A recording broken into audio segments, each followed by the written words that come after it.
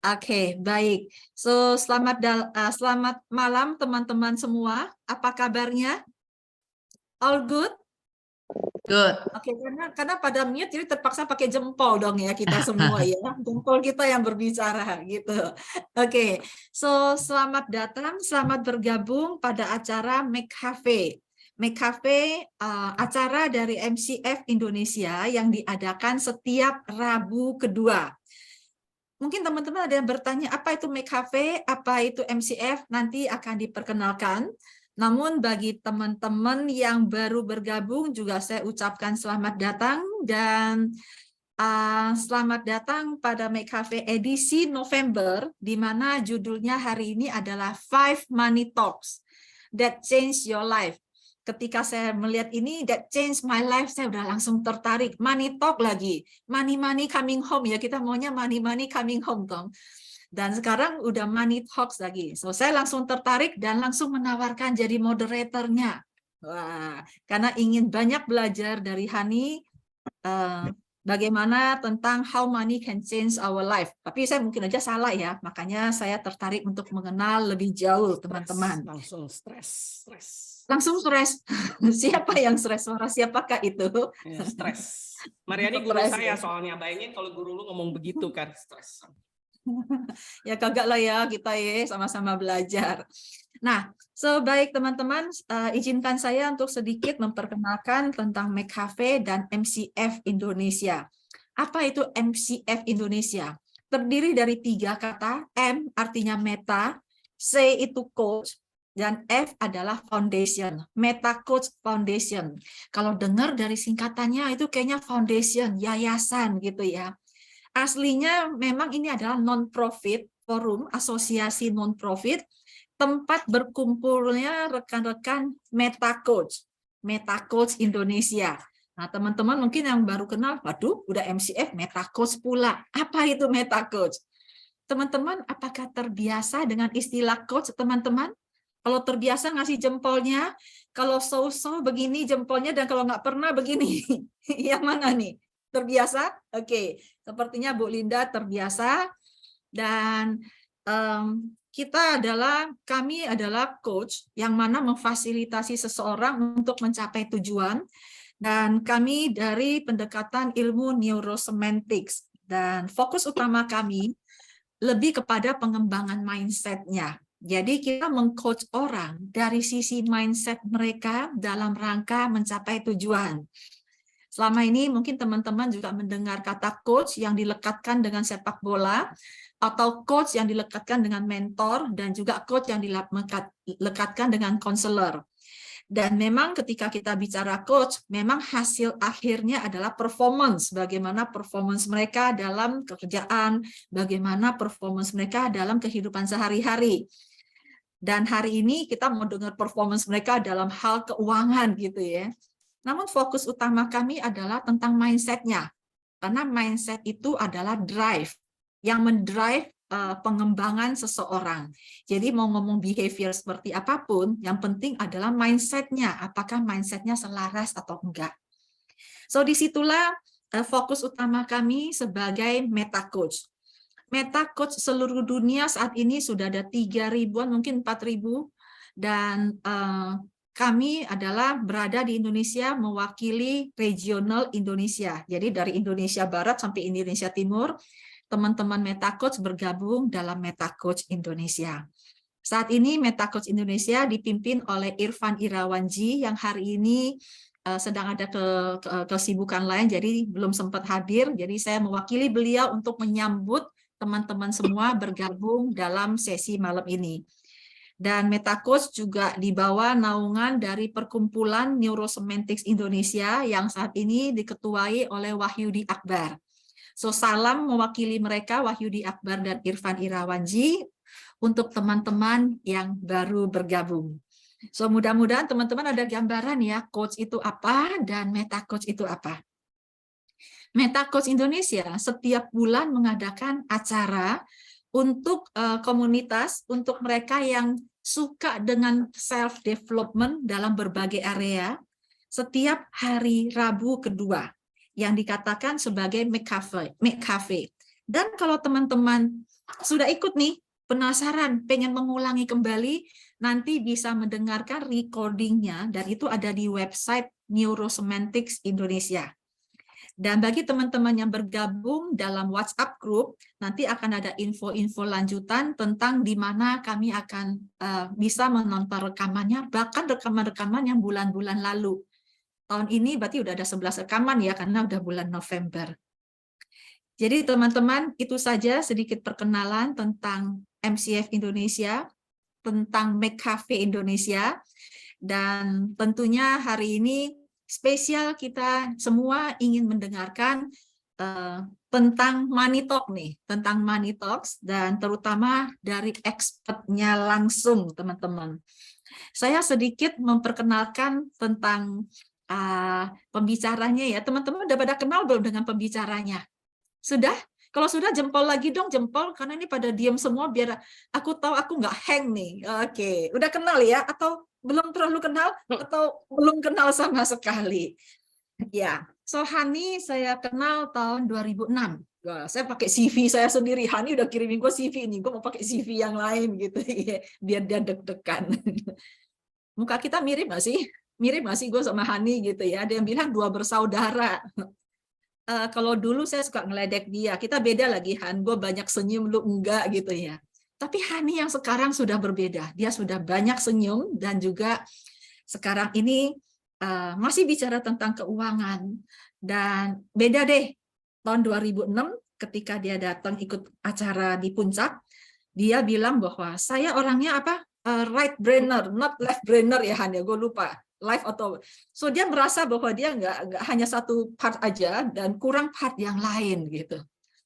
Namun dalam perjalanannya dari 2006 sampai sekarang saya melihat banyak sekali perkembangan dari Hani, dan Hani tetap melekat dengan satu hal yang saya cukup proud of her adalah tentang financial.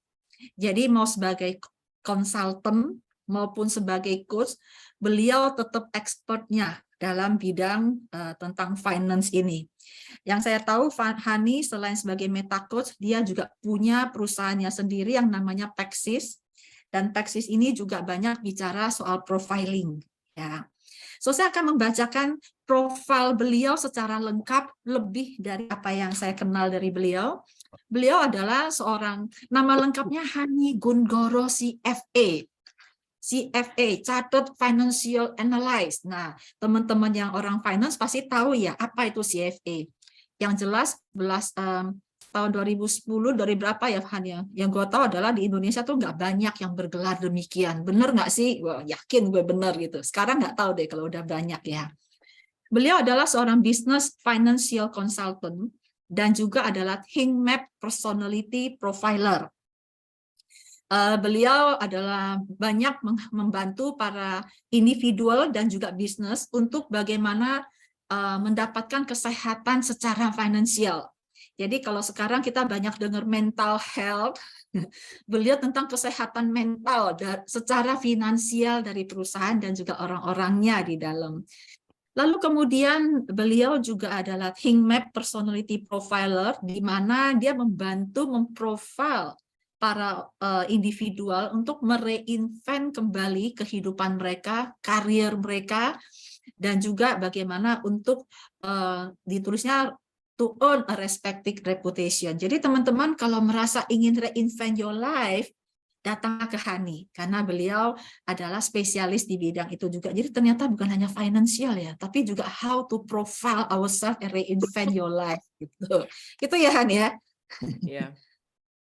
Nah, Oke. So kemudian yang berikutnya yang saya ingin sampaikan bahwa beliau tuh sudah 30 tahun lebih loh pengalamannya dalam proyek-proyek di perusahaan, dan kemudian kebanyakan fokus dia adalah financial management, people dan organization performance, dan juga system and IT implementation project. And for your information, teman-teman nanti kalau ke website neurosemantics.com akan ada beberapa teman-teman akan melihat, nah itu salah satunya juga adalah Hani ikut terlibat di dalamnya. Ya. Lalu kemudian yang jelas beliau seorang neurosemantics trainer, beliau juga adalah seorang meta coach. Dan yang nggak kalah apa ya, nggak kalah amaze-nya saya bahwa dia juga rajin yoga, rajin meditasi, dan juga rajin qigong sekarang ini. Jadi beliau praktisi dari meditasi, yoga, dan qigong. Pantesan dia awet muda terus ya teman-teman ya. Lihat wajahnya beda kan? Ada yang udah kenal Hani lebih dari 10 tahun, ada nggak? Buset, lengkap Ada banget. yang Mbak. lebih dari 10 tahun tuh, Bu Linda. Tahu kan bedanya kelihatan ya? Kelihatan banget ya Bu Linda ya? Yes. Baiklah, saya janji hari ini saya mau ngeledek dia, saya bilang sebagai moderator. Jadi Ya, itulah boleh. ledekan saya buat Muhan. Dan selebihnya saya ingin lebih banyak belajar lagi darimu tentang tentang mindset ya, mindset tentang money, tentang finansial yang mana bisa men-change our life. Dan teman-teman juga ingin tahu semuanya teman-teman? Yes, kalau yes kasih jempol lagi dong untuk memastikan semuanya yang di balik layar ada kan ya di balik layar ya. Oke, sip kalau gitu. Mari kita berikan applause. Tepuk tangannya teman-teman, ada reaction-nya untuk reaction applause buat Hani. Waktunya 60 menit untuk tanya dan untuk men-sharingkan. Dan Sampai teman-teman batuk, Mar. bagi yang mau bertanya, boleh tulis di chat pertanyaannya atau angkat tangan, ada reaction-nya, nanti bisa langsung interaktif. Jadi bisa interaktif, juga bisa menanyakan pertanyaan di ruang chat. Yang pasti adalah nanti kalau ada yang tulis di chat, saya tidak akan langsung motong presentasi Hani, tapi kira-kira ada waktunya kita bisa jeda, saya akan membacakan pertanyaannya. Oke? Ya. So Thank you, itu Mar. saja dari saya, dan sekali lagi applause buat Hani, dan Hani, time dan space for you now, Han. Oke, thank you teman-teman. Thank you juga untuk todongannya Mimi mesti ngisi acara hari ini. Tapi always happy kalau kita bicara soal finance. Tapi sebelum saya mulai, saya ada beberapa slide just for guidance. Saya cuma berharap kita bisa ngobrol karena kalau ngomong soal keuangan ya, itu bukan masalah yang bisa dibicarakan dalam 1 jam gitu ya. Kadang setahun pun belum tentu keburu. Tapi saya pikir hari ini saya nggak presenting atau lecturing. I just want to share some thought experience. Dan saya berharap kita lebih banyak ngobrol. Jadi mungkin ada beberapa question yang saya taruh di chat atau yang kita ngomong, please put in the chat. Dan feel free untuk bertanya apa aja. Saya tahu soal money itu sensitif. Jadi silakan teman-teman kalau berasa aduh matilah ada si Linda lagi nanti kalau mau nanya dia tahu gue nanya gitu. Silakan kalau mau tutup video boleh atau mau rename namanya gitu dengan nama aktor gitu ya, Alibaba kayak apa silakan. Jadi atau kalau kalian berasa mau tanya tapi malu silakan japri langsung ke saya atau ke Mariani. Oke, kita nggak akan disclose namanya. Oke, kita mulai ya.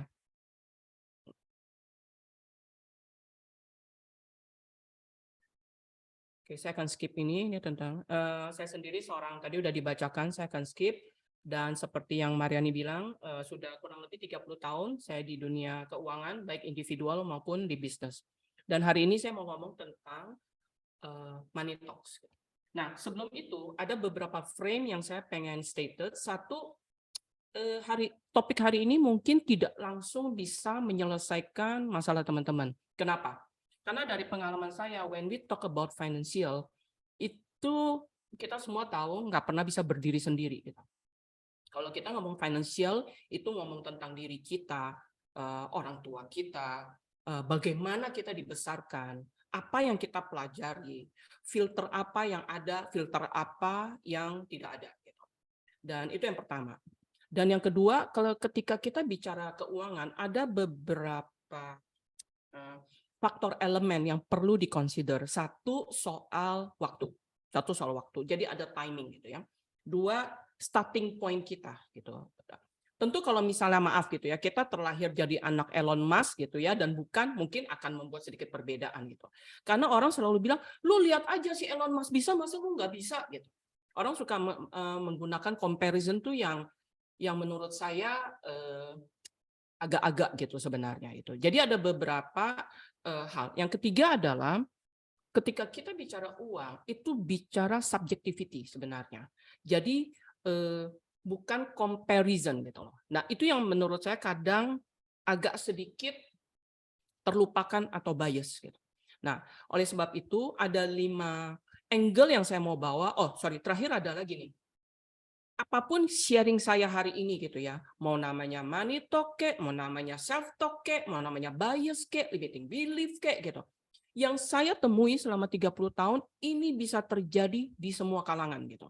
Jadi tolong jangan Anda berpikir, oh Han, gue ada masalah keuangan nih, kayaknya yang sono mungkin nggak ada ya gitu, nggak ada gitu. Apapun bias itu bisa even kita sudah di level atas. Nanti saya akan sharing beberapa contoh. Anda akan ngalamin, kok bisa ya dia punya pemikiran kayak gitu ya, dia bukan udah levelnya level di atas gitu. Atau orang yang Anda anggap kayaknya kaya deh Han gitu ya, dia masih punya pemikiran begitu gitu. Jadi siapapun Anda, dimanapun posisi keuangan Anda hari ini, apa yang kita ngobrolin berlaku untuk semuanya. Oke? Saya hanya ada 6 slide terus terang, jadi saya akan share dulu beberapa 5 contoh setup. Nanti akan ada slide terakhirnya yang a little bit recapping gitu ya. Nah di situ saya akan berhenti. Silakan teman-teman kalau mau bertanya.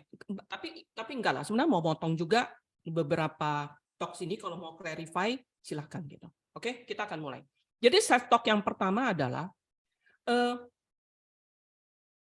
ketika banyak yang datang gitu ya, kayak kemarin saya baru ketemu seorang klien gitu yang ada ngeluh masalah financial gitu, ada juga teman gitu yang telepon soal financial gitu. Kadang seperti yang saya bilang teman-teman, ketika kita bicara soal keuangan, orang suka mengisolasikan gitu. Oh, gue punya money problem Han, duit gue nggak cukup, perusahaan gue kayaknya bakal susah. Oh, laki gue sakit, laki gue dipecat, atau mertua gue gini. Jadi kita mengisolasikan masalah keuangan seolah-olah berdiri sendiri gitu. Tapi sebenarnya di semua cases kalau orang datang ke saya gitu ngobrol ataupun dalam coaching, saya selalu bertanya gitu. Satu, lu punya banyak teman nggak gitu? Teman-teman boleh sharing nggak gitu? Saya tahu Anda pasti nanya definisi banyak berapa, udah nggak matters gitu. Teman-teman jawab, feel free untuk jawab di chatbox. Lo orang punya banyak teman atau enggak? Atau saya lebih spesifik pertanyaan. Sekalian punya teman baik berapa banyak? Percaya atau enggak, itu pertanyaan yang selalu saya tanya. Pertanyaan pertama biasanya tanya, lu olahraga atau enggak? Gitu. Jadi kalau orang datang masalah keuangan, pertanyaan pertama adalah, olahraga enggak? Beraktivitas enggak? Gitu. Yang kedua adalah, saya akan tanya, punya teman baik banyak enggak? Biasa itu variasi jawabnya. Kalau yang sosialita pasti bilang, ya gue ikut grup ini, grup itu. Oh, gue punya banyak teman, semua dianggap teman. Semua hopeng. Semuanya teman baik. Ya, nggak tahu. Sebenarnya berapa teman baik kan? Lalu pertanyaan ketiga adalah, nah ini yang saya mau teman-teman tolong bisa jawab di chatbox. Gitu. Seberapa kalian berteman baik dengan kalian sendiri? How good a friend are you to yourself? Itu pertanyaan bahasa Inggrisnya. Saya tunggu ya di chatbox ya. Saya minta izin karena saya ada dua monitor karena itu lebih gede. Jadi kalau saya nengok gini berarti saya lagi lihat chatboxnya teman-teman ya. Oke, nggak apa-apa. Saya tunggu chatboxnya. Pertanyaannya adalah, yes, Mar. Ya, pertanyaannya apa nih? Ada 2 pertanyaan yang saya dengar. Punya berapa teman baik atau seberapa baiknya saya berteman dengan diri saya sendiri? Itu yang terakhir, Mar. Yang terakhir. Seberapa baiknya saya berteman dengan diri saya sendiri? Saya mengisi skor kah dari 0 sampai 10 atau bagaimana ukurannya? Ya. Dari 0 sampai 10, seberapa baiknya saya berteman dengan diri saya sendiri? Exactly. Oke, so mari teman-teman kita isi yuk dari 0 sampai 10. 0 itu tidak berteman sama sekali. Tapi kalau berteman baik sekali, bersahabat akrab dengan diri sendiri, nilainya 10. Where are you? Silakan teman-teman mengetik. Han, saya bantu baca ya Han. Ada yang 9, ada yang 10, ada yang 8, ada yang 7. 8, 8, 9, 9, 7, 8. Wah, tambah cepet nih. 8, 8, 8, 9, 8. Wah, rata-rata 8 ya Han yang saya baca. Berarti mereka nggak punya isu dengan money itu kayaknya. Udah oke. Begitu ya. Oke, sayang saya nggak bacain namanya tuh. Ya, nggak usah, nggak apa-apa. Jadi gini teman-teman. The first rule yang kita suka bilang adalah, orang suka bilang, I'm not good enough gitu. I'm not good enough. Ya, sering dengar kan ya? I'm not good enough, I'm not lucky enough gitu. Dalam semua konteks, misal contoh, dalam career aja. Pernah nggak sering dengar kalau kita mau kasih kerjaan seseorang, dia bilang jangan gua deh, gua kayaknya nggak gitu pinter deh, si Anu aja gitu. Pernah dengar yang seperti itu? Nah, atau misalnya contoh lain adalah kita mulai kita berasa apapun yang kita lakukan itu nggak terima oleh atasan, dari satu rejection ke rejection lain, pelan-pelan mulai terbentuk, kayaknya gua nggak bagus, lama-lama berasa kayaknya kalau gue dibandingin si Anu, I'm not good enough deh. Nah, hal-hal seperti itu yang lama-lama akan mulai terbentuk dan dia mulai ngatur cara berpikir kita. Makanya saya suka bilang teman-teman, apa hubungannya sama uang? Kan begitu kan? Ada hubungannya. Hubungannya justru sangat erat sekali. Makanya saya bilang, ketika kita merasa ingin memperbaiki situasi, saya nggak bilang kita memperbaiki situasi keuangan dari level apapun menjadi yang lebih baik. Hal pertama yang kita mesti kaji bukan masalah uangnya, tapi bagaimana Anda melihat diri Anda sendiri. Do you being friend with yourself? Karena kalau orang bilang enggak, gua menghargai gua sendiri kok, Han. Gua sangat gua berteman baik. Berarti artinya kita tipikal orang yang ketika kita ngobrol sendiri atau berpikir, kita nggak pernah berpikir kita not good enough. Kita selalu good enough. Masalahnya adalah yang saya suka temui, bahkan di level atas, percaya atau nggak percaya, paradigma ini masih ada. Percaya nggak, Ma? Saya pernah ketemu satu eksekutif gitu ya. Gitu. Dia sudah level GM mau dinaikkan ke director gitu. Jadi dia cari saya dalam konteks karena dia mau ujian. Jadi direktur, itu udah ujian kedua kali.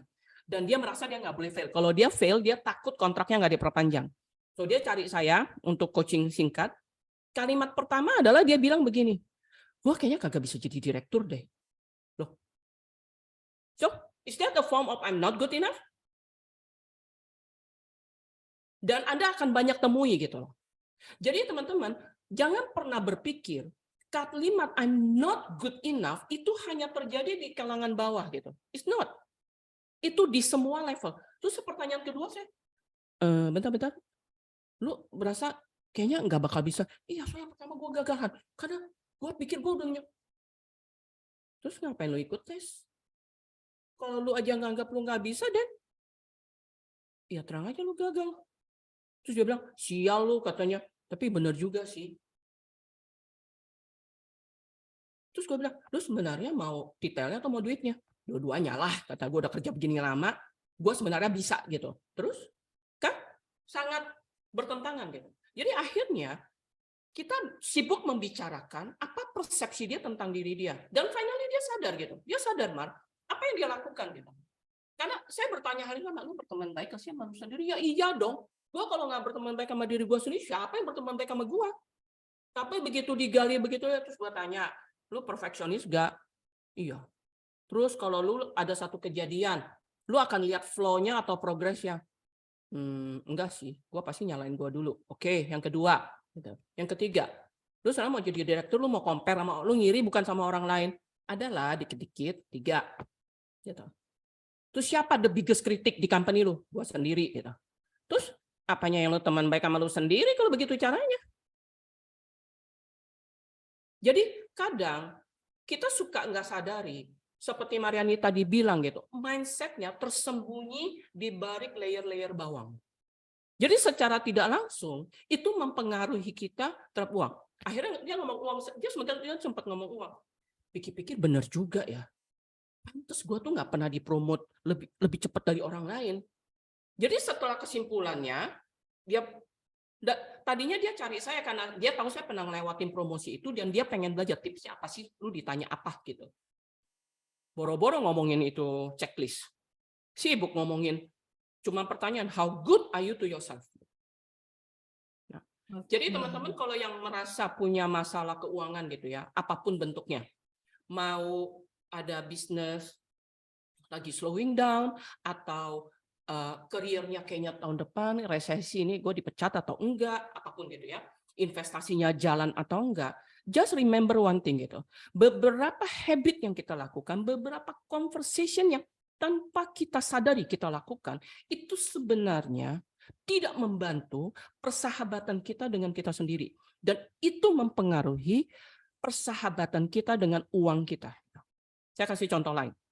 siapa kalau terima gaji ya, sekarang gaji udah nggak pakai buku tabungan ya. Dulu kan kita ke bank kita print kan ya, sekarang udah enggak ya. Begitu lihat buku tabungan, the first thing yang di komen, numpang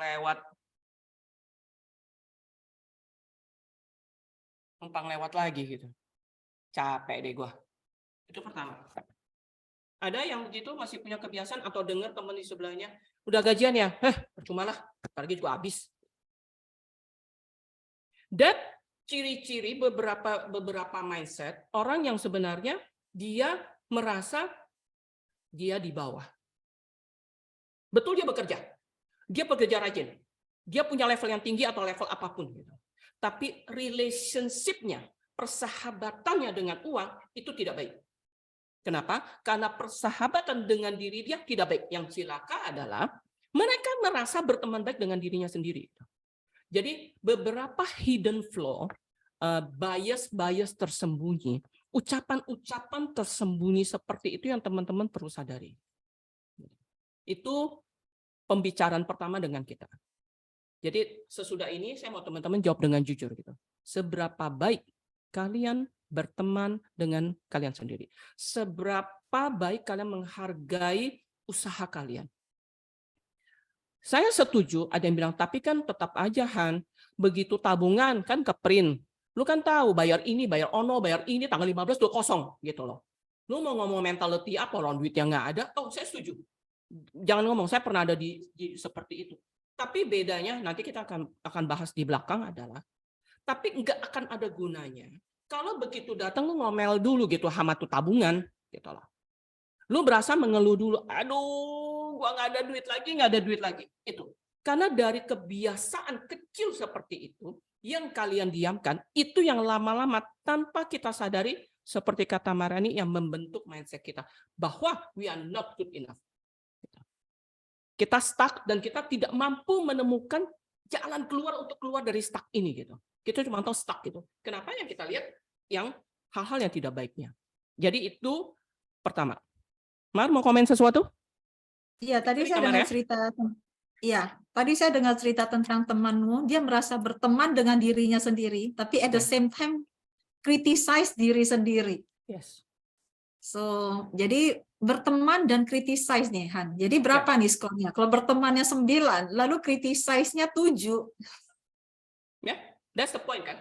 Karena kan seperti kita belajar, Mar, mindset itu terjadi dari repetition toh. Jadi misalnya kita merasa di reject satu, di reject kedua, di reject ketiga, dan kita nggak pernah berusaha memahami kenapa kita di reject. Yang lu ingat apa? Rejection kan? Begitu yang lu ingat rejection, yang lu ingat lagi apa? Halo? Yang kita ingat apa begitu rejection? Oh, berarti gua nggak cukup bagus gitu. As simple. Jadi sama dengan kita ngomong sama anak-anak kita. Apa yang kita behaviorkan sebagai orang tua itu yang dilihat anak-anak gitu. Oh, kalau nggak kerja nggak apa-apa. Ya gue kan bisanya cuma segini. Gue cuma lulusan SMA. Ya, gue cuma bisa jadi ini. Papa cuma bisa jadi ini. Mama cuma bisa jadi ini. Kalimat-kalimat itu kan yang masuk, Mar, ke benaknya anak-anak. Mariani ke mental ya, ke kita. Gitu. Jadi, berteman baik, menghargai kita sendiri itu salah satu langkah pertama kalau kita ingin memperbaiki situasi keuangan kita. Saya sambung dulu ya. Yang kedua. What happened? Saya ke pause ya. Enggak, Mbak, kedengeran kok. Enggak apa-apa. Ini saya yang lari. Layarnya ya. Iya. Share-nya hilang ya? Sekarang udah muncul lagi, Han. Oh, oke. Sorry. Just give me 1 sec ya. Oke. Oke. Yang kedua. Teman-teman ada kecenderungan begini nggak? Ketika kita mengalami kemajuan di satu titik, misalnya performance kalian dipuji bagus, kalian dapat project, kalian dinilai baik gitu ya, dan kalian mulai merasa, oke, at least ada yang muji gue gitu. Oh, berarti oke lah, gue berhasil di situ. Tapi begitu sudah ada feedback, ada kritik gitu ya, atau ada komentar, atau ada yang ngomel gitu, kita mulai berasa, lu ngomel ya, lama-lama mulai berasa, masa gue salah tak? not good enough gitu.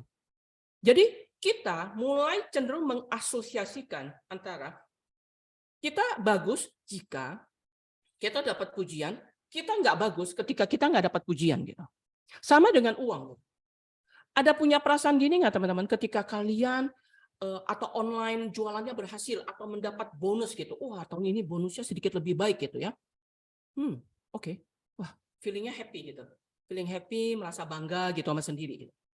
Tapi begitu lagi performance yang nilai jelek, performance evaluation mulai cembetut gitu. Wah, tahun ini gue nggak dapat gitu. Kita mulai merasa gue nggak sebagus itu ya. Jadi akhirnya kita mengasosiasikan. Kita hanya dianggap bagus, kita mengasosiasikan gua dianggap bagus kalau gua dapat nilai segini, gua dapat gaji sini, gua dapat angka segini. Saya kasih contoh. Siapa yang main saham di sini atau punya investasi online gitu ya. Itu yang paling sering saya dengar gitu. Ketika harga saham naik, happy-nya bukan main dan merasa dirinya berhasil menemukan saham yang bisa naik gitu dan bangga gitu. Tapi begitu saham turun, mulai depres, jatuh, langsung merasa, aduh, gue kayaknya nggak cocok main saham deh, aduh, kayaknya gue bego banget gitu. Jadi kita mengasosiasikan nilai diri kita terhadap pencapaian keuangan. Kita menggunakan parameter ada, nggak ada uang sebagai ukuran seberapa hebatnya kita. Itu conversation kedua. Dan itu sering terjadi dan saya suka lihat. Siapa teman-teman di sini yang kadang kalau misalnya lihat teman-teman lain berhasil gitu ya, dan kita tidak gitu, dan mulai comparing, kayaknya dia hebat ya, gua enggak gitu. Itu yang kedua. Dan seperti saya bilang, money talk seperti ini itu terjadi. Jadi kita mengasosiasi, jadi artinya gini teman, kalau kita tidak bisa mencapai sebuah target career, atau kita nggak bisa mencapai, kita nggak dipromosi tahun ini, atau kita nggak bisa naik gaji segini, atau kita merasa company kita nggak reward kita segini, kita merasa value kita jatuh. Kita merasa either nggak dihargai, atau kita merasa tidak berharga. Dan itu akibatnya kadang kita mengambil keputusan yang akhirnya membuat relationship kita dengan uang lebih jatuh lagi. Misalnya saya kasih contoh. Sering terdengar nggak teman-teman kalau orang pindah kerja tuh karena sebel sama perusahaan? Sering? Gue sebel sama bos gue. Sering. Company gue kayaknya nggak bener deh. Di sini politiknya lebih tinggi. Nah, sebenarnya apa sih hubungan karier dengan uang? Oh, itu sangat besar saya. Karena kalau kita tidak mampu menilai self-esteem kita, keberhargaan diri kita apa adanya, dan kita melakukan ukurannya dengan apa treatment orang ke kita, bagaimana opini bos tentang kita, opini kolega tentang kita, kita look for validation. Dan itu sama aja, kita menganggap harga diri kita ditentukan orang lain. Begitu kita mulai masuk ke prinsip itu, uang juga nggak mau mendekati kita. Karena uang pada dasarnya energi. Uang hanya mau mendekati orang yang happy. Kalau Anda pernah dengar, saya terus terang percaya gitu sama konteks itu. Gitu. Tapi kalau kita aja nggak menghargai kita, ngapain uangnya datang gitu? Nggak datang juga. Nanti saya akan elaborate sedikit lebih, tapi saya go through dulu. Sampai sini ada yang mau bertanya? Mariani, masih ada nggak ya? Belum Ada masuk ya? Han, walaupun udah terlempar 2 kali tetap bertahan Han, masih di sini. Oke. But anyway, interesting mendengarkan bagaimana ketika kita merasa tidak berharga, duit pun nggak akan senang dengan kita gitu ya, karena I'm curious about relation, but I'm waiting for the next one. Karena Penasaran. orang selalu pikir, gue kurang duit Han, gue punya utang Han, loh, ya terus, ya betul itu mesti diberesin mah. Tapi key pertama adalah, do you be friend with yourself gitu, do you happy? Okay. Gitu. Kalau we are happy, sama kayak gini. Kita bilang, bisa contoh, ini paling gampang. Teman saya pernah cerita. Kalau kita bilang, aduh, numpang lewat. Nih ya, saya kasih visual mah, numpang lewat. Berarti di benak kita di tuan rumah. Uang cuma numpang lewat. Jadi ketika uang datang, oh, si Hani kan yang bilang sama kita numpang lewat ya, dia lewat aja terus. You get the visual, Mark? Iya. Karena kan kita sudah numpang lewat lah, gue udah bertahun-tahun juga begini, nggak ada duit, ya si duit yang mau datang, udah dia ngomong sama duit yang lain gitu, duit sama gobanan yang lain, udah, rumah Linda lu lewatin aja, dia aja nggak nganggap kita kok gitu loh. Dan saya memvisualisasikan akibatnya ketika ada duit depan mata kita pun kita anggap nggak ada karena dia hanya numpang lewat aja, Numpang lewat. tidak mampu menghargai uang yang ada depan kita. Tapi ketika kita menghargai, kita be friend, walaupun betul, saya paham teman-teman. Memang betul itu kesannya numpang lewat, masuk 1 keluar 0,8 kan gitu ya. 0,2 nggak cukup, I got it. Tapi bukan physical uangnya, yang saya kan kitanya gitu. Tapi kalau udah manikan. Perkara lu bayar itu kan soal obligation, soal financial responsibility kan. If you say manikan. Siapa yang nggak senang, Mar? Kalau Mariani bilang, datang ya, gua welcome lu loh, sini, datang gitu. Semua juga mau datang kan ke rumah. Saya punya Iya. satu teman juga sih, mau makan di rumah gua aja gitu. Wah, kita udah paling happy tuh datang ke rumahnya, kan gitu kan? Manikan. So, kita kadang nggak sadari gitu, ucapan kita yang menyebalkan itu ya. Kita aja sebel gitu dengar, tapi kita ulang-ulang gitu. Banyak Iya. utang lah, percuma lah dompet ini, isinya nggak ada lah. Kalau kita mau jatuh sama cowok gitu ya, kita bilang cowok itu jelek lah, apalah. Nggak ada yang mau sama kita juga kan, Mar? Gitu loh. Sama, uang juga begitu. Gitu. Terus bilang, datang ke kelas, gue ada masalah keuangan, gue perlu bantuan gitu. Nah itu. Oke, sip. Ya. So itu yang the second one ya, Han? Ya, yang nomor 3. Oke, sip. So far ada pertanyaan nggak ya? Belum sih, belum ada yang Nggak tulis apa-apa, chat box, ya. jadi okay, we go on. Ya, silakan. Nah, yang nomor 3 gitu. Siapa yang kena apa itu? Binomo ya. Binomo saya sampai kagak tahu itu nama karena saya nggak binomo. Apa Linda namanya? Yang forex itu? Binomo Ya, ya. Yalah sekitar itulah, lupa lah namanya, tak main soalnya. Ya. Binomo tuh ada yang tulis. Iya, ada yang nulis Binomo. tuh. Iya. Saya mau cerita dulu. Suddenly satu hari ada satu orang yang follow saya. Saya tahu nama itu karena nama itu, Mar, dia terpilih menjadi the youngest. Nah, bentar. Masuk majalah Forbes atau majalah Forbes yang mana ya, Mar ya? Dia tulis gini, the youngest self billionaire. Wah, umur 26. 26. Dia sekolah dokter gigi, Mar. Oke? Oke. Dia umur 23 dia drop out. 21 dia drop out, diketawain katanya. 5 tahun kemudian dia menjadi self billionaire lewat Airbnb. Suddenly dia follow gua. Bayangin. Dia follow gua. Nah, kalau saya nomor 1 yang dulu ya, yang nomor 1 yang ini loh teman-teman. Yang ini, how good are you? Gua pasti bilang, kayaknya dia salah inget si Hani kali ya. Kayaknya bukan Hani gua deh gitu. Pasti. Because I feel I'm not good enough kan, Mar, gitu loh. Dia kayaknya salah pencet nih. Kayaknya asistennya deh. Mana mungkin orang kayak gitu udah nama gua. Nyasar gitu ya. Nyasar gitu. Nah, sekarang kan sih udah lebih baik kan dari dulu. Oh, oke. Pasti ada yang dia sukai dari IG gua gitu kan. Ya udah, gua iseng, gua follow. Gua pengen tahu aja apa yang terjadi. Bener, Mar. Halo, dia mulai. Again, nomor 2 gitu. Karena saya tahu that is no shortcut for wealth creation, gue tungguin aja dia ngomong apa. Bener aja. Gue ingin mengajak follower gue kasih sebuah, namanya orang marketing ya, Mar ya, an opportunity for making side hustle gitu. Again, kalau gue yang dulu pasti gue langsung gue delete. Nggak usah pakai nanya, gue delete, pasti tukang bohong gitu ya. Tapi enggak. Gue sekarang berpendapat I'm good enough, jadi gue udah nggak iri lagi sama orang kaya yang berhasil gitu. Nah, salah satu ciri kita kalau yang I'm not good enough, kita selalu bilang orang kaya itu pasti dia korupsi,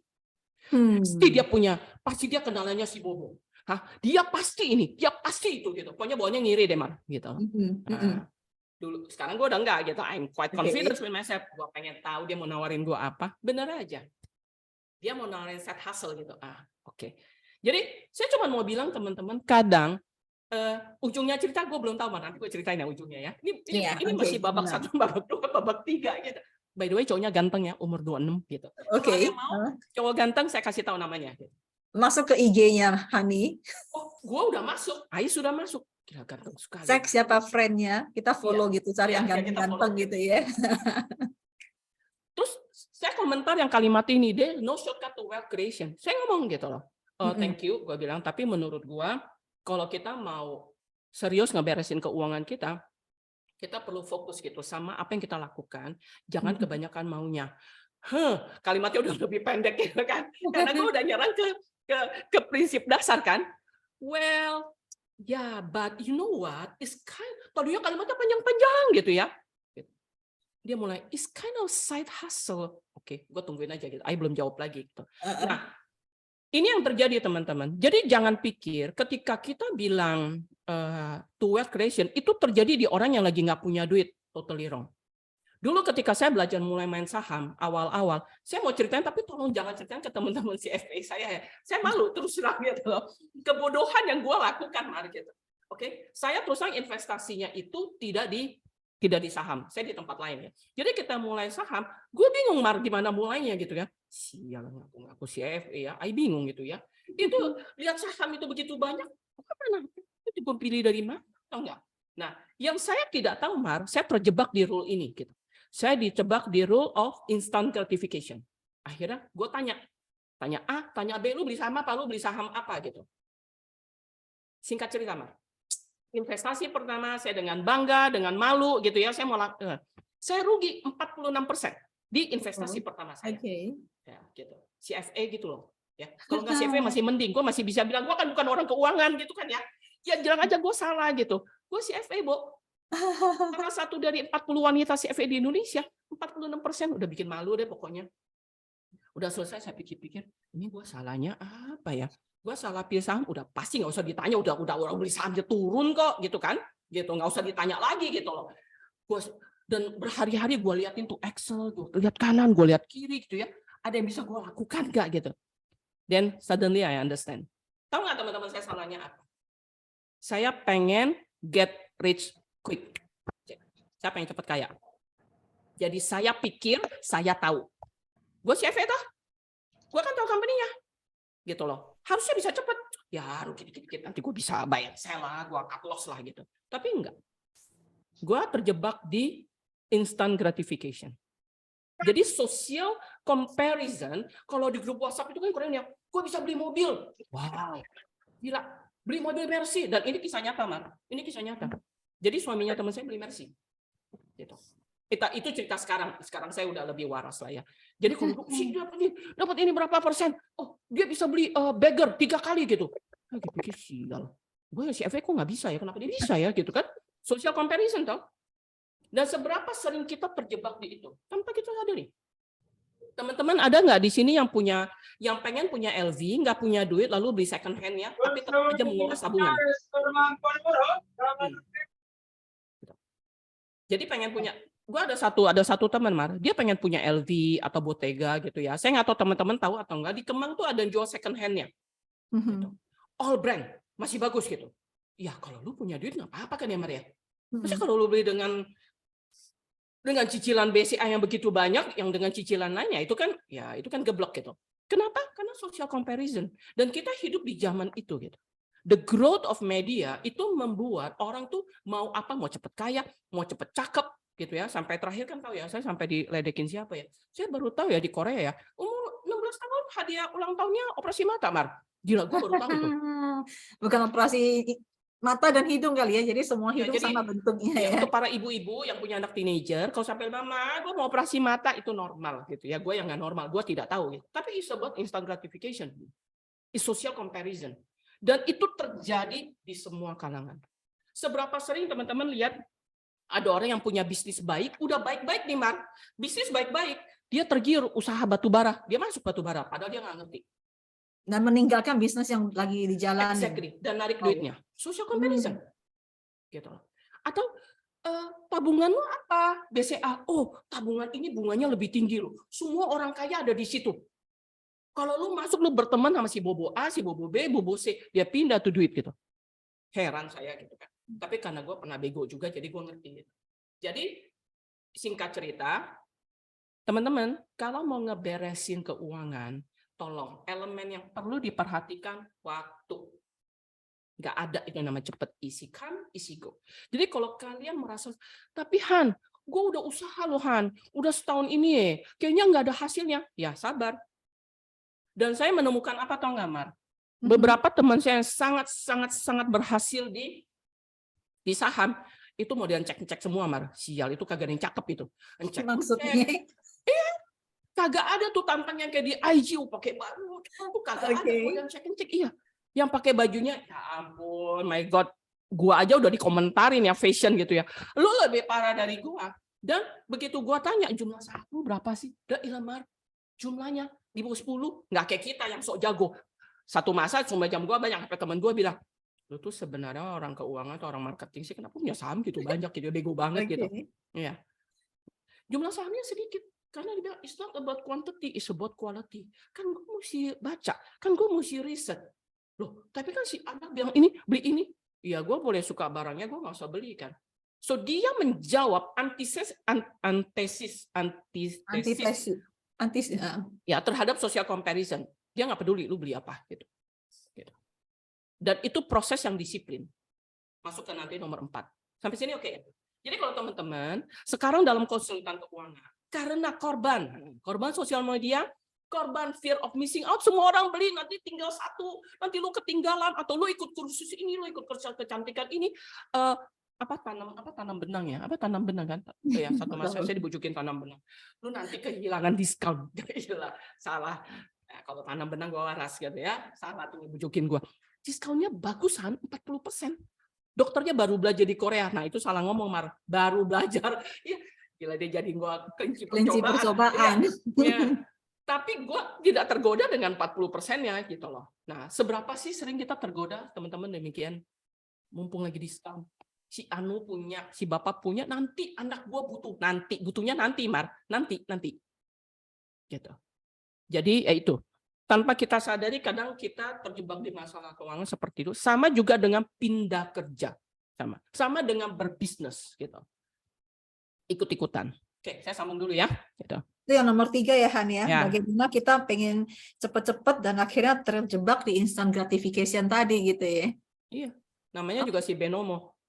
Binomo lah ya gitu. Binomo. Ya. Iya. Saya punya satu klien finance accounting manager. Itu Bu Hani, saya tahu itu bohong. Kenapa lu tahu? Saya enter nggak mulai-mulai. Hah, matilah. Lu enter, ya 3 kali saya enter nggak mulai-mulai. Saya curiga. Lu tanam duit atau enggak? Untungnya enggak gitu.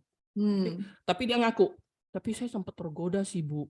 Teman saya taruh 1M dapat 2M loh. Lalu, itu kan 100%. Of course, I know lah matematikal. Of course, 1 jadi 2 itu 100% gitu loh. Gitu. Lalu, saya juga pengen. Itu yang susah ya. Gitu. Oke, teman-teman. Nah, sekarang pertanyaannya. Yang pertama adalah tentang bagaimana kita berteman dengan kita. Apakah kita selalu merendahkan kita sendiri? I'm not good enough dalam beberapa aspek.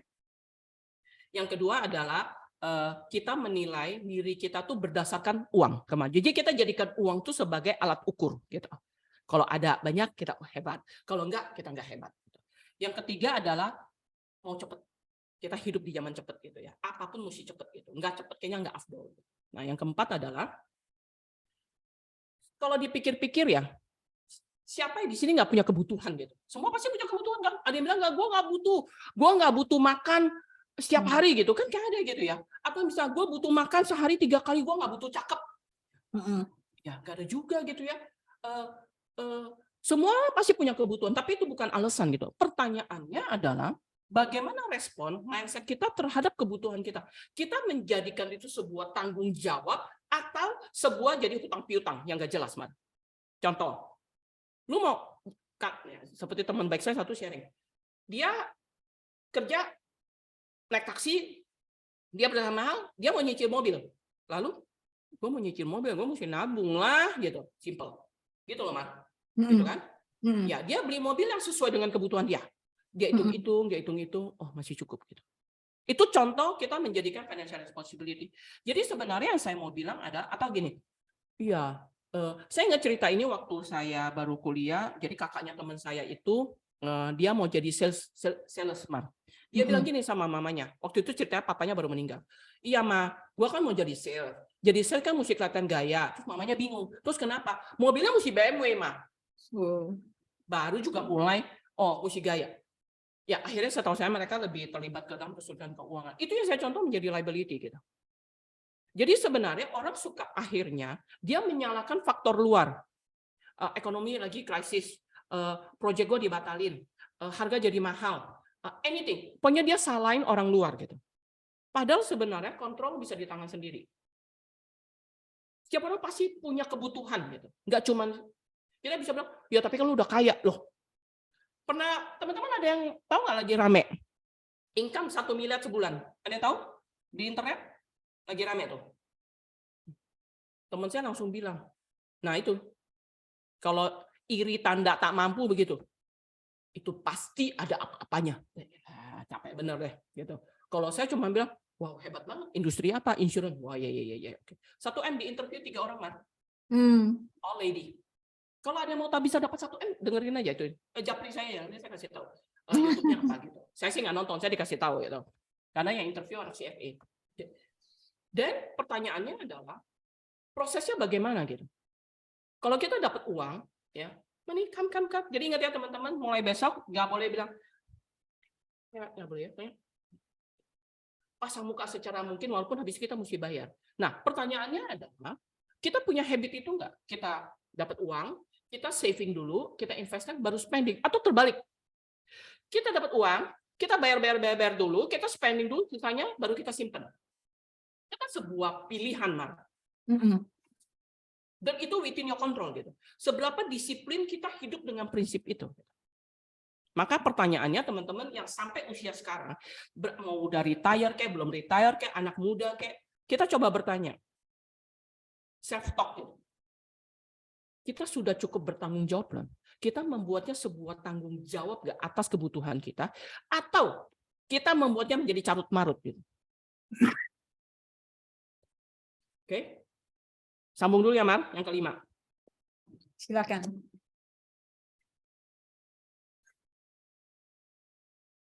Nah ini yang tadi saya ngomong, tapi saya sambung dulu kelima, nanti kita karena udah hampir 1 jam ya.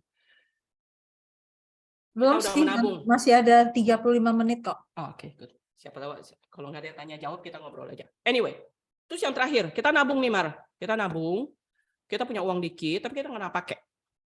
Mama saya pernah satu hari ngomong, lu mbok jalan-jalan, kenapa? Pakai duitnya, ya. Ntar kalau nggak adik-adik lu yang pakai loh.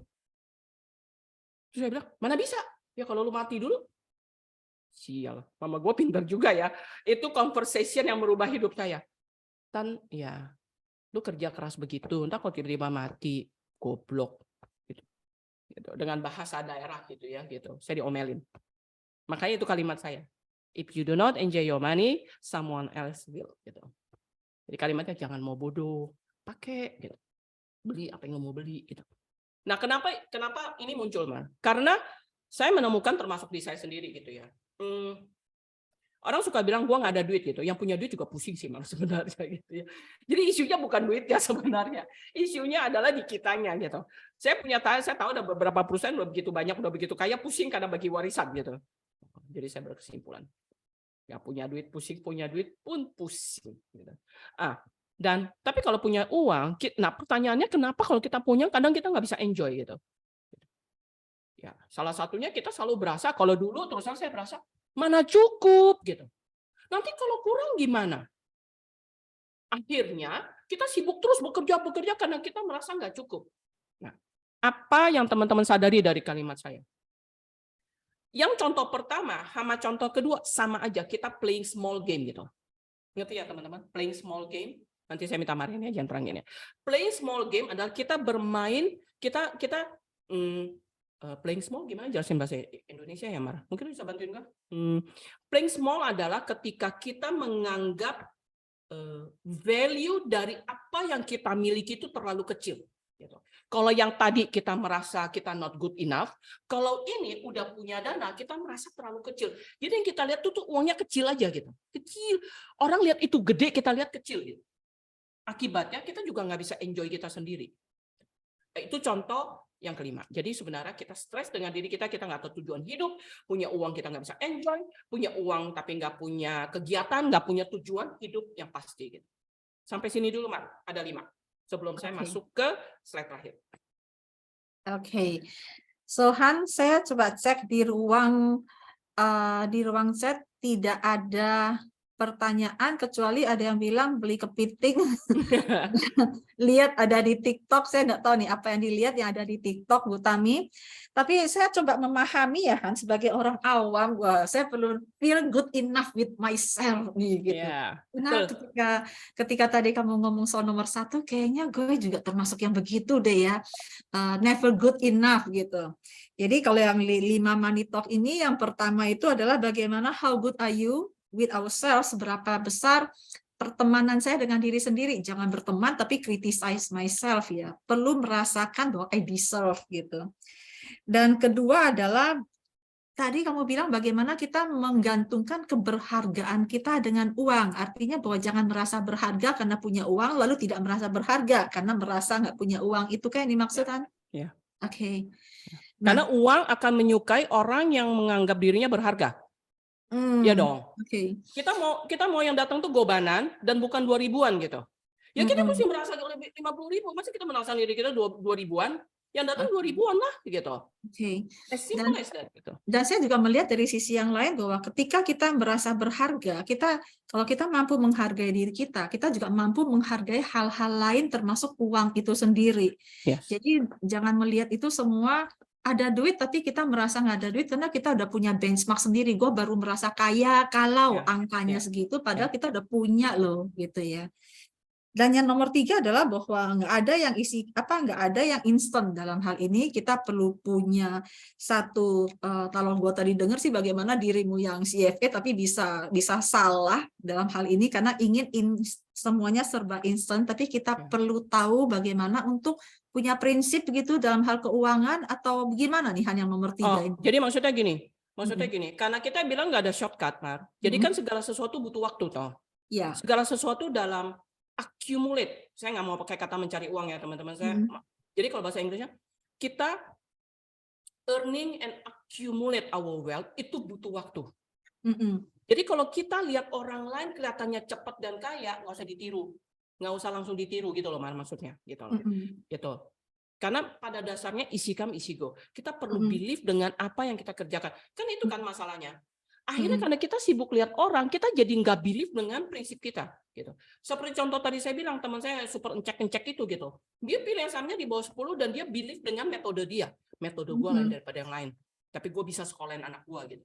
Dan dia tidak gampang tergoda gitu loh, Mak. Dia tidak tergoda dengan orang yang dapat Mercy, ayah itu. Itu maksudnya. Oke. Dan nomor 3 ini, ketika kita lihat sekarang ini apalagi yang namanya serba cepat lalu kemudian dengan online ini wah banyak yang kelihatannya dengan online cepat sekali mereka menjadi sukses dalam tanda petik, lalu kita tergiur dan kita melupakan apa yang sudah kita jalani. Saya suka bilang ibarat kita gali sumur ya, sumurnya udah dalam, udah dapat airnya, tapi kita lihat orang lain lebih cepat kita pindah sumur gitu, padahal sumur kita udah punya airnya gitu. Exactly. Nah, itu yang nomor 3. Yang nomor 4 adalah bagaimana kita melihat tulisannya itu adalah have we made it as a financial responsibility atau liabilities dalam hal ini. Jadi ini adalah tanggung jawab kita terhadap keuangan atau bagaimana kita mencarut-marutkan diri sendiri dengan hal-hal keuangan seperti itu, Han ya. Jadi jangan pakai alasan kebutuhan banyak, semua orang banyak kebutuhan. Itu tanggung jawab lo gitu. Lu bisa punya saving atau enggak gitu. Dan kita menjalani itu dengan penuh tanggung jawab gitu ya, Han. Jadi tidak menyalahkan eksternal, tapi we take the responsible untuk diri sendiri. Dan itu akan membuat kita jadinya tidak banyak ngeluh sih, Han, tapi menjalani untuk menuju apa yang kita inginkan kalau saya lihat ya. Karena itu adalah tanggung jawab kita. Mar, bayangin, kalau kita merasa punya tanggung jawab gitu ya, kita berteman dengan diri kita sendiri, artinya apa, Mar? Kita happy di rumah kita kan, betul? Karena kita happy kan dengan diri kita tidak mengeluh gitu. Kita nggak mengeluh, kita juga nggak lihat, oh jualan telur saya hari ini cuma laku 4, gue sedih gitu. Telur saya besok laku 10, gue merasa, oh hari ini gue jadi salesman yang bagus. Besok telur gue nggak ada yang beli, pada itu karena lagi banjir di seberang, kita merasa jadi salesman yang goblok banget hari itu. Gitu. Kalau kita tidak punya itu, dan kita nggak money come gitu ya, that's how that 5 talk ini interrelated kan sebenarnya gitu. Oke.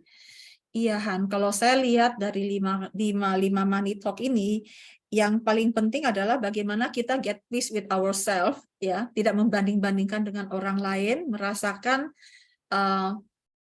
tidak merasakan feel never enough, tapi tetap bagaimana we with ourselves dalam hal ini, conform with ourselves, lalu menjalankan dengan penuh responsibility sehingga kita bisa enjoy, jangan sampai kita nabung, nanti orang lain yang menikmati. Kita mampu enjoy dengan apa yang telah kita punya.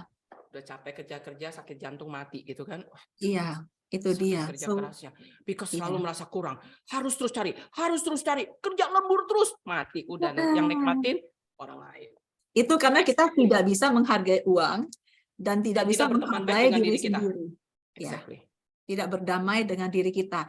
Nah, Han, ini ada pertanyaan-pertanyaan, yaitu bagaimana dari Bu Quarina adalah bagaimana cara menanamkan nilai-nilai positif tadi ke mindset kita. Nah, itu pertanyaan yang pertama. Mau dijawab dulu atau pertanyaan yang kedua? Aku jawab Nih, kayaknya dulu aja. Gini. berkaitan sih. Iya. Hah?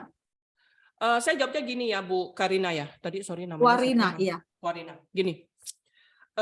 Mindset kita tuh biasa terbentuk umumnya dari upbringing, gitu. Jadi teman-teman kalau lihat anak-anak muda sekarang gitu ya atau orang tua, kenapa dia begitu? Generally datang dari keluarga dan lingkungan gitu. Ada self talk atau limiting belief yang keburu mendarah daging dan itu menjadi apa ya landasan kita, menjadi buku panduan. Tergantung case, tapi kalau saya bisa menyarankan beberapa hal. Mulai dengan coba Anda cari coach gitu ya, cari coach atau ikut ya kelas Mariani APG misalnya, cari sesuatu yang bisa membantu mindset, atau Anda lihat tokoh idola yang berhasil keluar dari kesulitan keuangan dan mulai pelajari mereka punya mindset apa sebenarnya gitu. Dan kita punya apa. Nah, dari situ kita pelan-pelan bisa mulai reframing ulang gitu. Ini agak sedikit teknikal ya, tapi saya nanti minta Mariani jelasin. Jadi intinya gini, yang kalau cuman behavior atau yang masih belum terlalu dalam itu mungkin relatif lebih mudah. Tapi kalau udah menjadi limiting belief, udah sampai ke trauma, itu mungkin butuh sedikit usaha untuk bisa ngeberesin. Itu aja sih, Mar. Silakan tambahin. Oke, baik. Ya, jadi menanamkan nilai-nilai positif itu bukan seperti kita nanam bunga, tapi bagaimana kita juga perlu belajar. Ya, perlu ada, pertama adalah awareness bahwa kita lagi nggak positif nih nilai-nilai kita nih. Pertama awareness, lalu kedua perlu kemauan. Mau nggak kita berubah? Penting nggak sih buat kita merubah nilai-nilai tadi ke arah yang membantu kita. Jadi awareness nomor satu. Yang kedua adalah keputusan mau atau tidak. Dan biasanya itu didasari oleh penting nggak sih? Kalau penting, then do it gitu loh. Then do it itu artinya bahwa is your responsibility, tidak bergantung pada orang lain. Namun kalau perlu bantuan orang lain, misalnya as a coach, untuk melihat blind spot kita, itu pastinya akan lebih membantu. Dan jadi pertama awareness, kedua adalah mau, decision, dan kemudian just do it. As simple as that. Ya. Dan bagi saya juga ketika saya tahu, oh ternyata gitu ya, ngomong soal money talk to change your life ya, oh ternyata begitu ya. Berikutnya penting nggak sih gue jalanin gitu. Dan ketika penting, maka saya akan mulai men-shifting mindset saya sendiri dalam hal ini bahwa perlu belajar menghargai diri, enjoy with myself, lalu kemudian karena saya merasakan bahwa bisa menghargai hal-hal yang kecil ini, I'm happy, dan ketika happy, otomatis kita akan lebih termotivate dalam berusaha dalam rangka untuk mensejahterakan diri kita. Dan akhirnya sejahtera lahir batin, bukan? Jadi bukan money-nya datang ke orang yang happy, tapi dengan happy, otomatis kita akan earn money lebih gampang. Lebih kurang begitulah ya. Jadi begitu ya, Han? Benar nggak sih yang gue nangkep, Han? Ya. Jadi kalau bisa di rumah kita marah-marah terus, kita selalu ngomel-ngomel, kita kecewa sama kita sendiri, kita merasa nggak bagus sama kita gitu ya. Rumahnya kan juga disurem ya, Mar. Uang juga nggak mau nempel gitu. Begitu uangnya lewat, ya dia mampir, dia bilang sama gobanan berikutnya, kita mampir rumah sebelah aja deh ya, kita lewatin gitu. Karena dia lebih positif gitu. Iya. Ya, so itu pertanyaan yang pertama ya, Han.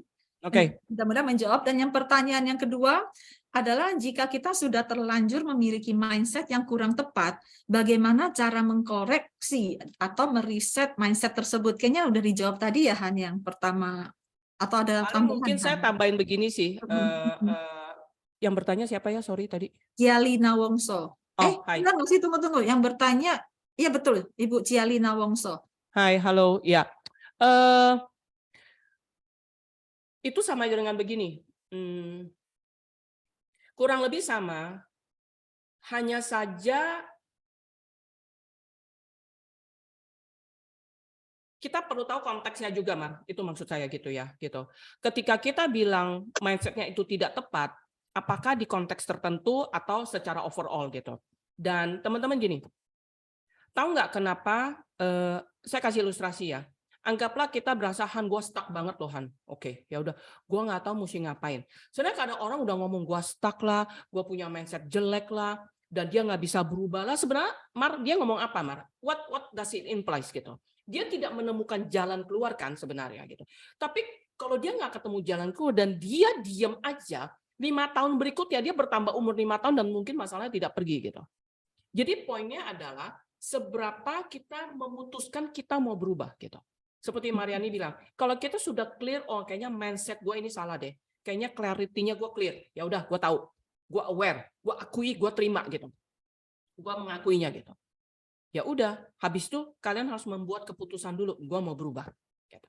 Kalau udah membuat keputusan baru berubah, then bikin planning dan take action. Gitu sih, Mar, menurut aku. Iya. Aku cuma mau tambahin itu. Oke, baik. So itu jawaban untuk Ibu Cialina Wongso. Lalu kemudian terima kasih Bu Hamsina yang mengatakan suka banget sama penjelasannya, betul-betul tercerahkan. Baiklah, Thank you, terima Bu. kasih.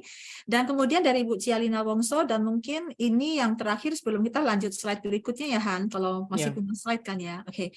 So apakah 5 poin Money Talks ini memiliki bobot yang setara atau ada yang lebih berat bobotnya dari yang lainnya? Jadi That's a lebih very good penting question. atau menjadi basic dari poin lainnya dari 5 yang tadi, Tuhan, silakan. Ya, that's very good question.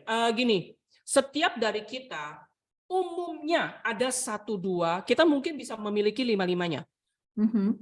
Tapi bobot satu sama lain mungkin berbeda, itu aja gitu loh. Yang penting sebenarnya, kalau Han, silakan Han, gue punya 5-5-nya deh Han, 20 gitu. Saya pernah dengar tuh, dia bagi rata. Ya kagak, lalu tamu dari mana itu 20 gitu. Mulai ngarang alasan.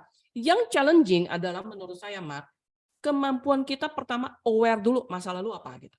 Bisa kita 5, gue kayaknya iya nih. Kayaknya gue iya gitu. Mulai dilihat betul-betul behavior, historinya apa yang terjadi gitu. Nah, ya, ngerti ya, Mar? Karena kan teman-teman tahu teori problem solving kan? If you do not know the problem, you never solve anything gitu. Jadi kita mesti aware dulu masalah gue apa. Kalau bobot, even Han matilah Han, gue yang nomor 3 tuh gue 99%, ya udah, itu lo aware 99. Oke. Gitu. Nanti baru kita cari jalan keluarnya. Gitu. Semoga membantu. Oke, baik. Thank you. Pak Indra menanyakan, can I call Kuseni? Boleh. Oke, Halo, boleh Mas Indra. gitu. Ya, silakan. Pak Indra mungkin mau menyampaikan sesuatu? Ya, mungkin saya sharing aja ya. Boleh. Thank you, Ya, Coach Indra. jadi sebetulnya yang diutarakan oleh Coach Hani itu menarik dan banyak bertolak dari mungkin kalau saya dengarkan dari pengalaman-pengalamannya ya. Menarik ya. Tapi kalau tiap orang kan punya pengalaman, punya perspektif sendiri-sendiri ya. Kalau dari saya itu belakang saya melihat begini, kalau soal uang ya, saya agak terpengaruh sedikit oleh buku Psychology of Money yang jadi bestseller itu. Ya. Kelihatannya begini ya, titik tolaknya ada yang namanya skill ya. Skill itu keterampilan. Nah, keterampilan itu bisa kita arahkan. Sebetulnya keterampilan kan macam-macam. Ada keterampilan untuk menjadi dosen yang baik, ya. Ada keterampilan mau jadi tukang kayu yang baik. Tapi ada keterampilan untuk menjadi entrepreneur, mencari uang, misalnya. Itu keterampilan itu bisa berbeda-beda. Seorang bisa menjadi profesor, dikagumi, disukai, tapi mungkin uangnya pas-pasan, apalagi di negara yang tidak begitu menghargai pendidikan ya akademisi, begitu kurang menghargai misalnya ya. Nah, dari sana, dari skill itu menurut saya ada yang namanya algoritma ya. Algoritma mungkin itu banyak dipakai istilah itu dalam dunia digital komputer, tapi bagi saya algoritma itu sebetulnya tidak lain adalah langkah-langkah logis sistematis ya untuk menyelesaikan suatu masalah problem.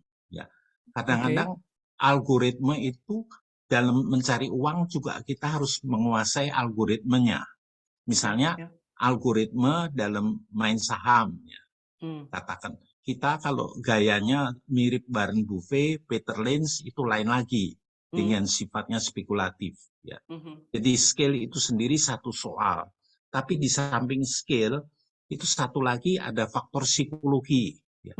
Walaupun skillnya tinggi, tapi kalau tidak tekun, ya, kalau dia di samping itu terlalu serakah, misalnya main saham, itu bisa kalah. Ya. Jadi skill, faktor psikologi, dan satu lagi sebetulnya harus kita akui unsur luck. Ini banyak dibicarakan. Luck itu adalah hal-hal yang kadang-kadang ya di luar kita, itu mungkin karunia, anugerah ya dari langit, dari Tuhan gitu. Itu yang walaupun orang udah rajin setengah mati, pandai apa ya memang rezekinya enggak di situ atau apa, itu faktor itu kok belakang saya akui ada tuh. Faktor luck ya yang sedikit banyak ada unsur yang dikaruniai dari atas begitu. Jadi saya kalau bagi saya dalam kaitan uang 3 hal, skill ya, kemudian skillnya tuh diarahkan mau apa. Memang mau cari uang atau bukan uang. Kita misalnya skill dalam hal mengajar tentu berbeda. Nah, kemudian nomor 2 tuh faktor psikologi. Psikologi itu kemampuan pengendalian diri ya. Walaupun skillnya tinggi kalau nggak mampu mengendalikan diri ya itu bisa aja jatuh begitu karena di dalam hal apa uang apa itu ada unsur ketidakpastian gitu ya. Ya. Dan yang ketiga luck ya Pak Indra ya. Baik. Nomor 3 adalah faktor biar gimana faktor rezeki gitu ya. Baik. Faktor luck. Itu Baik, kalau menurut pendapat saya mungkin Sani boleh menanggapi. Iya, terima kasih. Terima kasih Pak Indra. Dan Hani, kita masih punya 15 menit, masih berapa banyakkah slide-mu? Tinggal satu. Oke, silakan untuk menanggapi. Coach Indra, saya tanggapinnya nanti ya, nanti sekalian ya. Jadi, jadi saya setuju sama yang Coach Indra ngomong dan saya pernah baca buku itu, saya setuju gitu. Cuman hari ini angle kita hari ini saya hanya ingin menyentuh money talks gitu loh. Money talk yang mungkin lebih nyerempet ke psikologi dan saya setuju banget gitu. It's not about the skill, it's about how we see ourselves gitu. Dan dalam 1 jam ini saya hanya ingin sharing, mungkin bisa banyak yang lain, ada 5 hal kemungkinan pembicaraan dengan diri kita sendiri yang mungkin bisa membuat kita tidak mampu mencapai tujuan keuangan kita lebih cepat dari yang kita mau gitu loh. 5 ini. Nah. Lalu ujungnya apa gitu kan? Khususnya untuk talk ini slide saya. Ini salah satu slide favorit saya dan saya akan please take it ini ya maksudnya contextually ya untuk masing-masing kondisi gitu. Jadi kalau kita bisa manage stok kita, misalnya kayak pertanyaan Siliana tadi, oh gue lebih berat di nomor 3, yang satu berat nomor 1, oh enggak gue sukahan 5-5-nya tuh berkesinambungan, tapi lu juga bilang ngurusin keuangan butuh waktu dan sebenarnya ujungnya kita mau kemana gitu. Nah ini. Kita tolong, saya kasih waktu 30 detik, dibaca dulu ya. Saya sebenarnya pengen tanya sih ya, saya mau ngomong dulu nih. Awalnya saya sempat di level 4, tadi kode 4. Tapi itu saya nggak sadari, Mar. Begitu gue belajar NLP, belajar CFP, gue baru sadar, sial, gue ada di tempat 4 itu, Mar. Gitu. Secara tidak langsung. Nah, tujuan kita sebenarnya mengenali beberapa self-talk ini adalah seperti saya bilang gitu. Kalau kita ngomong ukuran sukses, tiap orang berbeda-beda kan, Mar? Betul?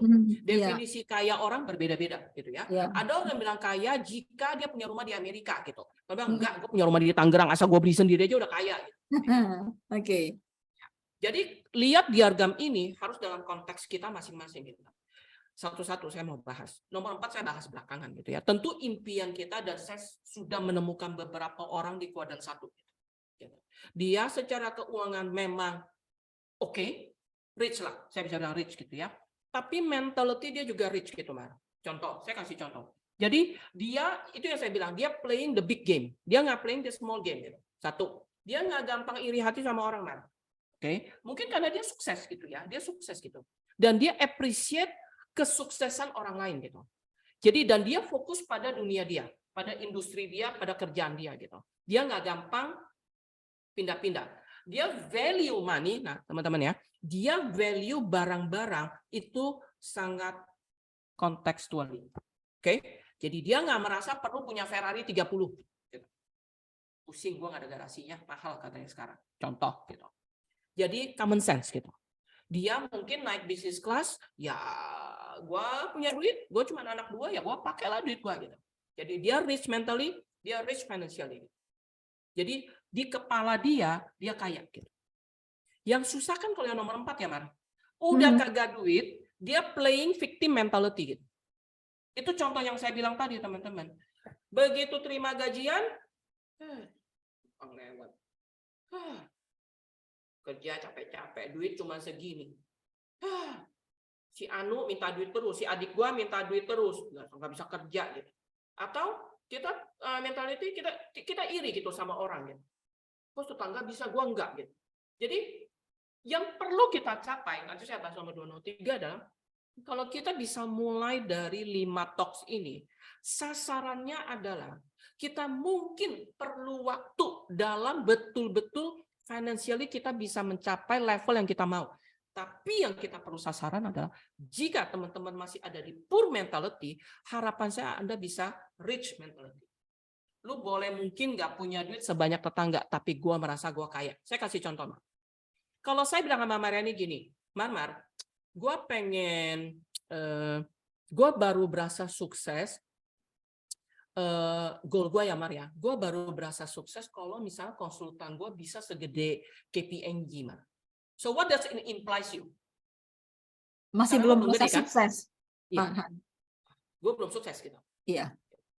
Berarti sekarang gue merasa gue tidak sukses. Iya. Gue merasa kecil lah, nggak berharga lah gitu. Lalu kita punya mindset itu bukan? Benar, kita punya tujuan gue clear. Gue mau seperti KPMG, gue mau punya mampu beli lantai di tower itu, bukan Trump Tower ya, The whole ya whatever tower lah. Gue pengen bisa beli 2 lantai gitu. Tapi teman-teman ngerti nggak poin saya? Kalau saya bilang sama Marini, gue baru berasa sukses. Kalau gue bisa seperti KPMG, berarti sekarang di kepala saya tidak sukses sama sekali, betul? Ya. Dan gue berusaha terus, tapi mindset nggak sukses kan, Mat? Iya. Gimana lo bisa sukses? Sama dengan kita ketika terima gajian gitu. Kita tahu, betul. Han, gue tahu lah teori lu lah, Han. Gue tahu gue mesti nabung. Tapi gue belum bisa nabung, Han. Gaji gue baru segini, mak gue sakit. Gue bantu suami gue cicilan ini, saya tahu physically. Tapi akan berbeda jika kita sudah mentally kita udah kaya dulu. Nangkep gambar maksud gue? Kalau kita sekarang mepet, kita mau misal, gue mau bisa nabung 30%-an. Gue mau dapat uang misalnya 100 juta dalam 2 tahun gitu. Itu baru gue anggap gue berhasil. Berarti sekarang belum tahu. Jadi kita berjuang setengah mati, tapi dengan mindset kita belum berhasil. Nggak akan pernah berhasil. Itu yang terjadi behaviornya, Mar. Kita ngeluh lah, duit yang kita berasa nggak cukup lah, seperti itu. Karena kita bilang baru nanti gue akan berhasil. Berarti sekarang belum. Itu yang di-carry. Nah, yang saya mau sarankan ke teman-teman adalah gini. Apa sih hanya namanya rich mentality gitu? Simple. Kalau ketika uang datang gitu, ya lu hargai uang itu datang. Hore, uang datang. Gue udah hebat nih. Gue hari ini, bulan ini gue bisa kerja. Thank you Tuhan. Terima kasih ucapan ke uang. Money come ya, money come gitu ya. Mau datang gitu. Kita appreciate uangnya. Betul, sesudah itu keluar satu, tinggal 0,1. Ya udah. Kita syukuri lagi. Kenapa, Mar? Karena kita kalau mampu melakukan itu, berarti kita sudah punya mentality, duit kita pasti cukup. Sebenarnya yang membuat kita panik adalah karena kita takut tidak cukup, kan, Mar? Iya. Kita panik, kita nggak cukup, dan kita mau seperti orang, kita pakai ukuran itu sebagai sukses, ya udah, hancur lebur, carut marut di kepala kita. Tapi kalau kita bilang, gue udah sukses, duit gue udah cukup kok. Kita punya mentality, kita udah cukup. Teman-teman akan menemukan, dan itu saya berani ngomong karena saya melakukannya ya, lama-lama karena saya setiap hari saya menghargai uang yang datang, Saya menghargai uangnya di dompet, nggak cuma kalau dompet 2.000 di uwel-uwel gitu ya, cuma 2.000 ditaruh di dompet gitu ya, cuma 2.000 ini gitu loh, atau uang koin gitu. Enggak, saya appreciate setiap uang yang masuk, saya berusaha rapikan, saya tidak selalu bisa tiap hari, tapi selalu saya hargai uang saya masuk, karena saya punya belief saya sudah cukup gitu. Dan it will create another positive frame of mind gitu, Mbak. Gitu. Oke, ya, ya. Dan mungkin saya tidak sebesar KPMG physically. Gitu. Saya belajar ini udah cukup lama gitu, tapi butuh waktu bertahun-tahun untuk menanamkan. Tapi saya punya belief quality saya sebagus mereka gitu. Beda kan, Mbak? I have that mentality gitu. Oke. Gitu. Jadi harapan saya adalah yang paling sedih itu nomor 3 actually, Mbak. Dan saya pernah ketemu, saya pernah diceritain sih. Pernah diceritain, jangan, tolong teman-teman kalau bisa jangan nomor 3. Kalau nomor 2 masih mending, gitu ya. Namanya juga usaha, butuh waktu, gitu ya. Gitu.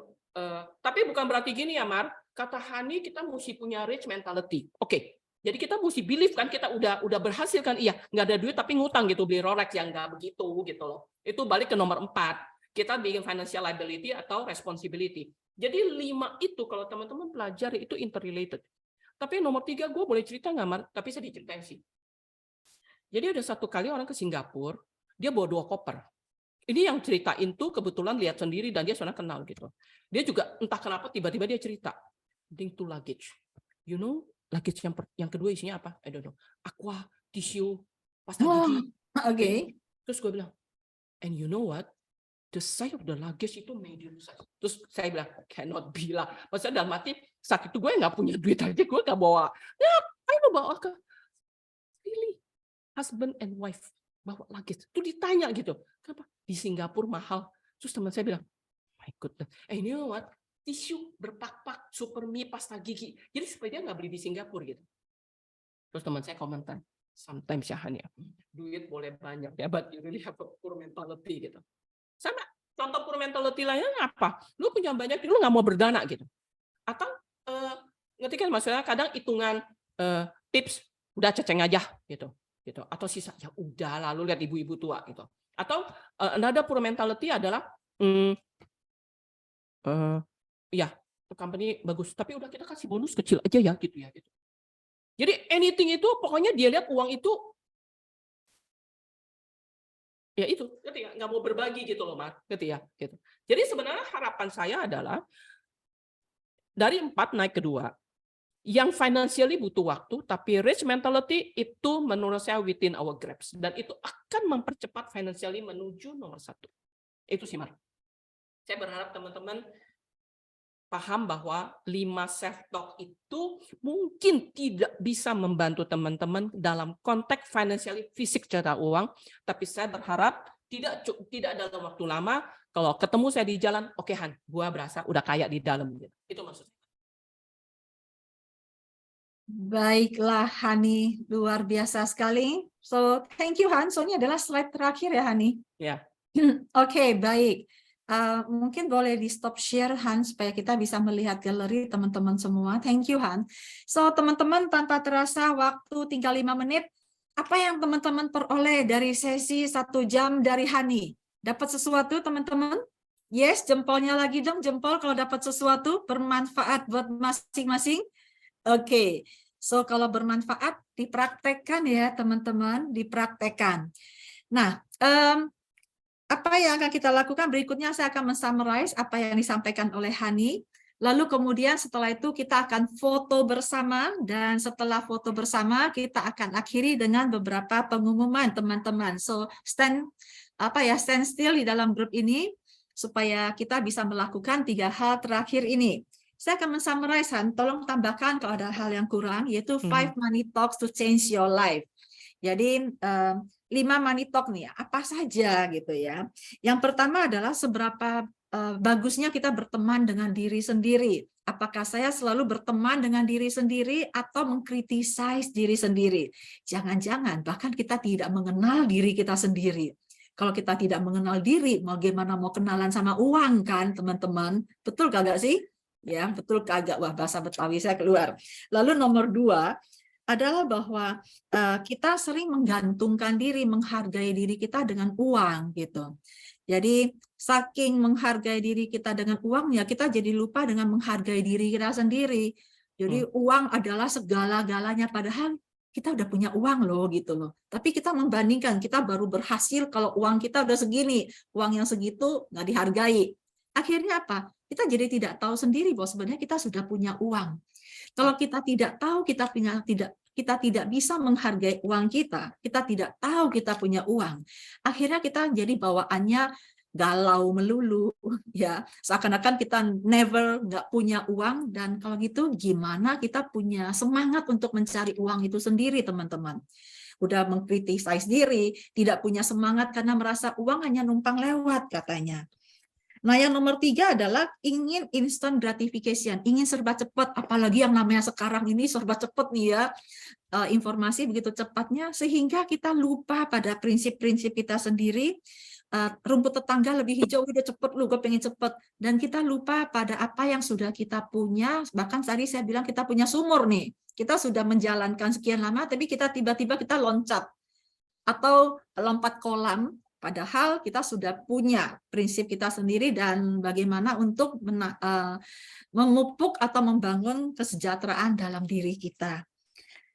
Lalu yang keempat adalah tentang financial responsibility. Selama ini ketika kita punya uang, walaupun bahwa kita terima income sekian, walaupun kita membayar ya keperluan-keperluan, ingatlah bahwa itu adalah tanggung jawab kita. Jangan merasa bahwa kita nggak punya uang nih, karena begitu uang hanya numpang lewat doang. Jadi kita lihat bikin miserable dengan diri sendiri karena melihat itu sebagai liabilities. Teman-teman, kalau kita melihat dari 4 tadi ya, belum yang kelima, 4 tadi saja, ini adalah sebuah ajakan dari Hani bagaimana kita mampu menghargai diri, mampu berdamai dengan diri sendiri, dan lebih enjoy sehingga apapun yang kita lakukan tentunya akan lebih menghasilkan. Termasuk yang nomor 5 adalah kalau kita nggak menikmati uang kita hari ini, kapan lagi kita menikmatinya? Tentunya bukan berarti kita habiskan semuanya, tapi kita berani, rela, enjoy. Ya, seberapapun uang yang dipakai, tetap enjoy dengan diri sendiri. Dan kalau tadi saya kaitkan dengan Pak Indra mengatakan bahwa ada 3 hal dalam money, yaitu skill, psikologi, dan luck. Hani hari ini membahas, saya lihat adalah dari sudut pandang psikologinya. Dan psikologi ini seperti di awal saya bilang, mindset ini yang paling penting karena dia mendrive behavior. Kalau saya sendiri tidak enjoy dengan apa yang saya lakukan, kalau saya sendiri terus mengkritik saya sendiri, kapan saya akan punya skill-nya? Ya, kalau saya sendiri terus merasa nggak punya duit, gimana mau ikut belajar skill karena nggak punya duit gitu kan? Padahal ada loh duitnya. Kalau kita terus nggak pernah merasa tenang dengan diri kita sendiri, bagaimana bisa memikirkan tentang luck, teman-teman? Jadi bicara skill, kita butuh ketenangan, keberanian untuk belajar tanpa terus mengkritisi diri. Dan kalau bicara luck, ya semesta alam mendukung, entah semua dari Tuhan, dari langit, tapi itu semua adalah di-attract oleh energi kita sendiri. Kalau kita berpikiran terus negatif, bagaimana kita mau attract yang positif? Kalau kita terus merasa kita hidup dalam poor mentality, bagaimana kita akan berpikir tentang luck? Sementara luck udah di depan kita, jangan-jangan kita tidak tahu, teman-teman. So, mudah-mudahan ini meringkas kita, memberikan summarize pada kita, dan seperti kata Hani tadi bahwa tidak ada yang instan, tapi paling enggak to be rich in mentality. Jadi secara mental kita rich dulu. Karena dari rich mentality banyak yang masih bisa kita lakukan supaya kita bisa rich lahir batin, teman-teman. Jadi have a spirit of abundance, dan semoga hari ini memberikan kita satu lagi tips untuk menjadi rich, paling nggak mental dulu. Habis mental, maka segalanya akan datang kalau kita bersemangat untuk mencapainya. Begitu kira-kira Han, cocok nggak ya Han summarize-nya? Cocok ya. Baiklah, cocok buat teman-teman? So ada take away buat hari ini? Baiklah, kalau gitu kita tepuk tangan dulu ya buat Hani yuk. Yes, thank you Hani. Thank you untuk teman-teman yang sudah share something dari Denny, Melva, Medriani, Silviana, Indah, dan teman-teman semua. So I hope it bermanfaat. Oke, baik. Kita foto dulu ya, Mara. Ya, sesi berikutnya foto, dan sambil foto saya akan bacakan beberapa pengumuman supaya teman-teman kita nggak terlalu banyak waktu yang terbuang. Tolong mereka yang ketik di chat di stop dulu, karena nanti kalau muncul pop up terus yang paling bawah nggak kelihatan mukanya. Kita stop dulu chatnya teman-teman. Oke, sepertinya sudah nggak ada yang chat. Baiklah, kita foto bersama. Bu Mimi akan foto ya, Bu? Ya, boleh. Ada 3.000 layar, jadi please bertahan dan buka kameranya. Senyum terbaik. Oke. Oke, sebentar ini. Dan saya karena kita nggak tahu layarnya mana, senyum terus ya sampai selesai. wait ya. Sambil bayangin, saya mentally sudah kaya, saya sudah kaya, saya sudah kaya. Oke, Spirit baik. of Wajah abundance, ya. bahagianya tolong diperlihatkan. Ya Allah, 1, I wanna be 2, rich, 3. gitu. Bentar ya. 1, 2, 3. Oke. 1, 2, 3. Oke, baik. Oke. Dan terima kasih Bu Mimi. Dan Ya, beberapa sama-sama. pengumuman. Ya, beberapa pengumuman. Untuk teman-teman Meta Coach yang ikut bergabung pada sesi hari ini, tolong mengisi absen yang dikirimkan oleh Bu Mimi tadi. Ini hanya khusus teman-teman Meta Coach. Ada teman yang ngisi bilang, saya ngisinya gimana? Kalau bukan Meta Coach, nggak perlu teman-teman. Ya, itu yang pertama. Lalu yang kedua, teman-teman yang saat ini bergabung di dalam WhatsApp group khusus Make Cafe November, nanti akan diumumkan linknya, link untuk video rekamannya. Jadi teman-teman jangan buru-buru tinggalkan grup dulu, tunggulah dalam 1-2 hari setelah dapatkan linknya. Nah, kemudian habis ini ngapain teman-teman? WhatsApp group ini akan dibubarkan, tapi teman-teman silakan bergabung ke WhatsApp group induk. Induknya yang mana? Nanti akan dikirimkan linknya. Jadi teman-teman stay tune, tetap ada di dalam WhatsApp group, tunggu link untuk rekaman ini, dan juga link untuk bergabung ke WhatsApp group induk. Karena apa? Karena banyak acara-acara terkait dengan self-development, people development, mindset development, segala hal yang bersifat development, kecuali berkembang dalam hal fisik, ya badan menjadi gemuk. Yang ada bagaimana menjadi slim. Toh. Jadi kalau tertarik untuk mengembangkan diri secara mindset, untuk people, untuk diri sendiri, stay tune, dan nanti kami akan berikan link-linknya supaya tetap terupdate teman-teman. Oke? Dan kemudian yang terakhir, bahwa apapun yang dipelajari, mudah-mudahan tidak hanya berhenti di tempat di pikiran kita sendiri. Mari kita menjadi saluran berkat buat banyak orang dengan mempraktekkannya sehingga menginspirasi orang lain melakukannya, dan juga bagaimana kita juga sharing apa yang telah kita pelajari ke orang-orang terdekat, ya, keluarga, ring 1, ring 2 gitu ya, sehingga kita bisa reach mentality secara bersama-sama. So, itu saja dari kami mewakili MCF dan juga PNSI. Teman-teman, Hani mungkin ada yang mau ditambahkan sebagai closing, Han? Enggak sih, cuman ya itu, salam sudah kaya di dalam. Oke. Sudah kaya di dalam gitu ya. Jadi kalau bisa berantem sama suami gitu ya, udah mas kita nggak usah berantem, kata Hani kita udah kaya loh gitu. Kayak lahir batin ya, Han ya. Oke, Kalau baik. tiap hari ngomong kita sudah berhasil, kita bagus, and good enough, kita udah kaya, kan lama-lama juga uangnya juga senang, kita juga mampir gitu. Gitu ya. Oke, baiklah. Dan Bu Mimi ada yang perlu ditambahkan, Bu Mimi? Ini aja sih tadi menambahkan yang dari Bu Mar. Nanti ikuti grupnya ya Bapak dan Ibu yang permanennya, karena nanti akan ada informasi next sessionnya kita ya Bu ya. Jadi setiap bulan kita ada Make Cafe, setiap Rabu minggu kedua, dan Insi Talk mendatang di November, minggu terakhir bulan November ini. Ya. Baik. Oke. Ya. Terima kasih Bu Mimi. Bu Mimi orang yang paling sibuk di balik layar, sehingga acara ini bisa berjalan dengan baik setiap bulan. Kesibukan beliau luar biasa. Mencari-cari pembicara, mencari-cari orang untuk membantu. So, thank you Bu Mimi. Sama-sama, Dan teman-teman, thank you banget atas waktu dan perhatiannya pada sesi hari ini. Mohon maaf bila ada yang kurang berkenan, tapi kalau ada yang kurang berkenan atau ada yang mau ditanyakan, tanyain yuk di WhatsApp group. Ya, kita bikin rame WhatsApp grupnya. Oke, teman-teman? Sip? Thank you. Oke, baik. Kalau begitu kita akhiri pertemuan kita hari ini. Sampai bertemu pada acara-acara berikutnya. Terima So, selamat kasih. malam, Selamat selamat malam. beristirahat. Terima See you kasih. meet again. Thank you. Thank Ya, you. Hani, thank thank you. you. Umar, thank you. Thanks Mariani. So Thanks, Mimi. insightful malam ini. Senang sekali. Bye. Thank Bye. you.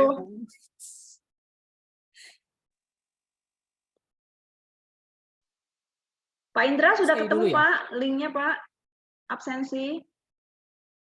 Masih di mute Pak. Mute. Bapak mute. Thank you Gyokni sudah datang. Kami. Oke, thank you semuanya. Saya leave ya teman-teman. Oke. Perlu Umar, terima kasih. Hati-hati di jalan. ya, baik. Terima kasih. Emang Bapak. Mariani di mana? Saya masih di kantor habis ngajar. Makanya luar biasa sih Ibu. Ya, Besok thank you, pagi-pagi Mar. udah berangkat lagi. Tanggung jawab, Han. Thank you. Kecepatan Untung lu yang jawab. moderate hari ini. Oke, bye-bye. Makin Thank you semangat Bu, ya, bye-bye. thank you. Thank you, bye-bye. Bye. Saya N ya, terima kasih.